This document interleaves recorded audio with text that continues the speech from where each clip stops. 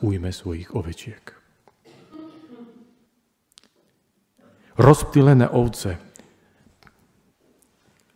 ako sa ujíma pastier a hovorí, stratené vyhľadám, rozptýlené privediem naspäť, zranené obviažem, slabé posilním, tučné a silné ochránim a budem ich pásť svedomito. Bratia a sestry, to je tak úžasná správa pre tieto dni, kedy človek už naozaj je taký, že čo mám robiť, kde mám hľadať tú spásu. Že počujeme, že Boh sa sám svojich ovečiek ujme, ale tu chcem zdôrazniť dôležitú vec. Ježiš hovorí, hľa ja sám vyhľadám svoje ovce. Kto to sú tie jeho ovečky? Ježiš to hovorí v Evanjeliu apoštola Jána. To sú tie, ktoré moje ovce počúvajú môj hlas. Za iným nepôjdu, ani jeho hlas počúvať nebudú. Moje ovce, hovorí Ježiš, počúvajú môj hlas. Za iným nepôjdu, ani jeho hlas počúvať nebudú.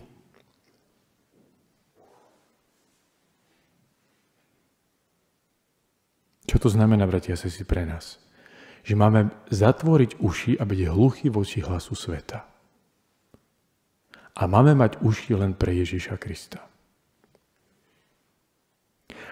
Toto je ovečka Božia, ktorá má uši pre Ježiša Krista a pred svetom si zatvára uši.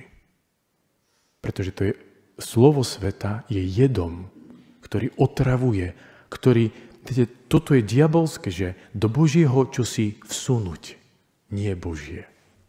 Keď ja si dovolujem, aby do mňa vstupovali nie Božie veci, ja sám sa z tých Božích oviec vyčleňujem.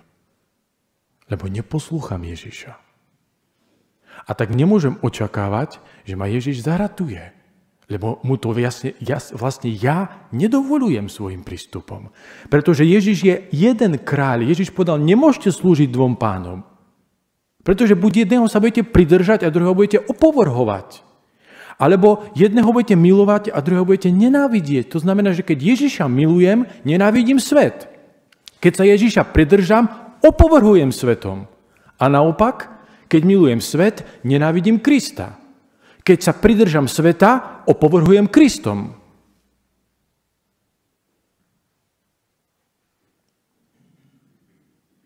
A sám sa vyčleňujem a staviam na ľavú stranu kráľa. Odíďte zlorečení.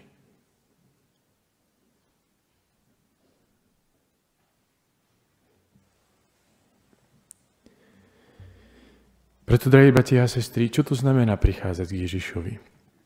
Prichádzať k Eucharistii, na ktorú nám tak siahajú v týchto dňoch. Prichádzať k Eucharistii, adorovať, prijímať, čítať Božie slovo. Boh sa bude o nás starať. Prichádzajme k nemu a zatvárajme oči a uši pred svetom. Pretože tento svet je veľmi rafinovaný.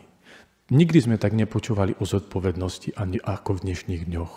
Ale zodpovednosť, ktorá nás oni učia v týchto dňoch, je karikatúra zodpovednosti. Pretože prehlasujú zodpovednosť iba za zdravie a pozemský život. A v rámci zodpovednosti nedovolia kňazovi prísť ku chorému a umierajúcemu. Vnímame človeka iba ako telo. Na čomu kňaza? Na čomu Eucharistiu? Na čomu pomazanie chorých? Hlavne nech je zdravý. A nech umrie bez Boha. Viete, v týchto ťažkých časov vám nedovolia prísť k Ježišovi k Eucharistii. To je zodpovednosť? To je hrubá nezodpovednosť. To je bezbožnosť.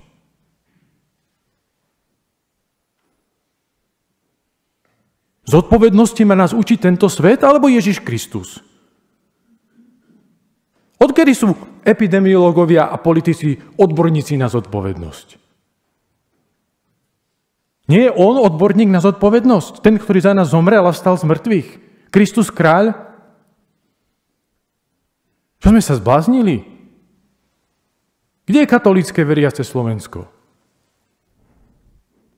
Čomu my skutočne veríme? Dneska chodíme v strachu, že budeme nakazení koronou. A či korona rozhoduje o tom, kto bude chorý alebo nie? Kto zomrie a kto bude žiť? A nie on?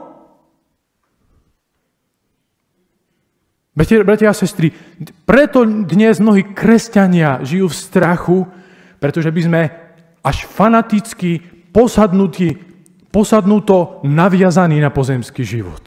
A či pre nás je toto cieľom tu žiť? Tu sa udržať zubami nechtami?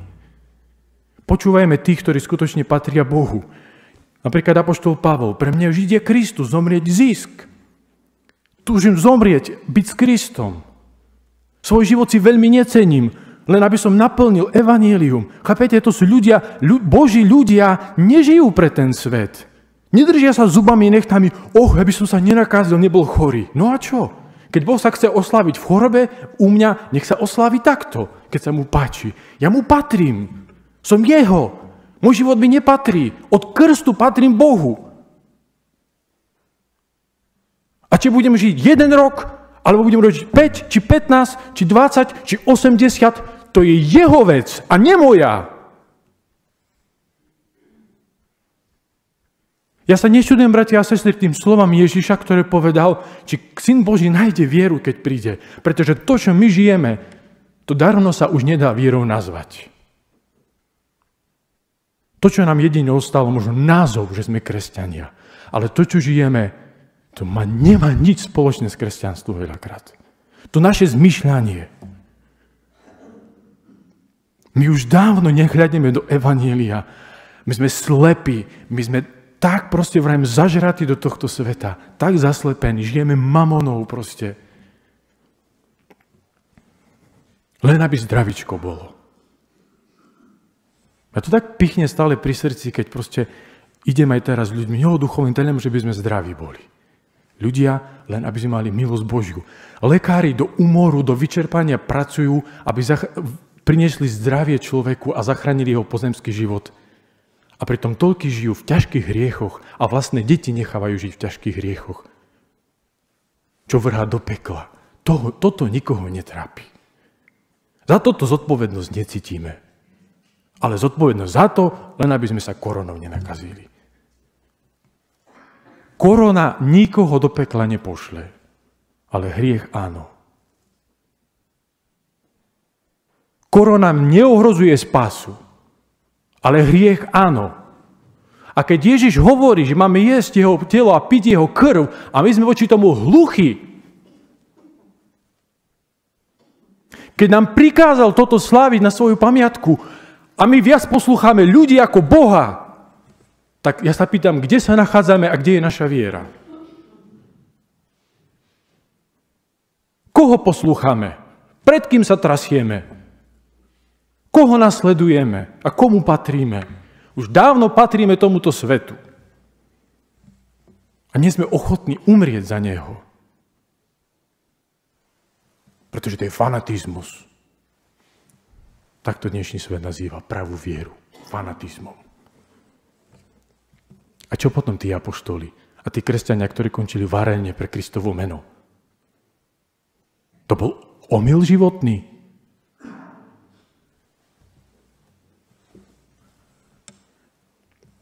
Ten odporný, hnusný odvar kresťanský, ktorý my dneska žijeme, to je to, čo Ježiš hovorí. Nie si ani horúci, ani studený. Už ťa vypľúvam z úst. To je hnus. To nie je kresťanstvo.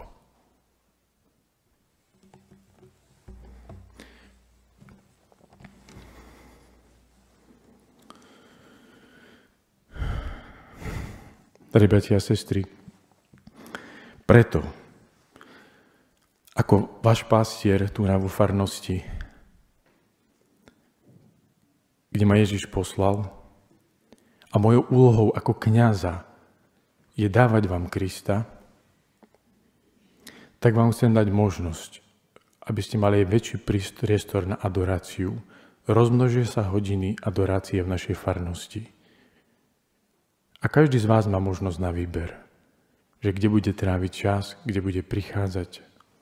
A vám hovorím aj tak za seba, že stále viac poznávajúc to, čo hovorí Božie slovo, a že proste aj ja musím zaujať stanovisko, koho budem poslúchať, či Ježiša, či Boha, alebo ľudí viac, tak pokiaľ budem živý a zdravý, budem tu, nikto z vás, nech sa bude diať čokoľvek, nebude mať zabranené prísť do chrámu na slavenie Eucharistie. Pretože mám istotu, že to je Božia vôľa. A môjim Bohom je Ježiš, Kristus, kráľ. Takže každý, kto bude chcieť, má otvorené dvere stále. Nech sa bude diať čokoľvek. A som pripravený aj za to dnes dôsledky. Pre Ježiša to urobím. A pre vás.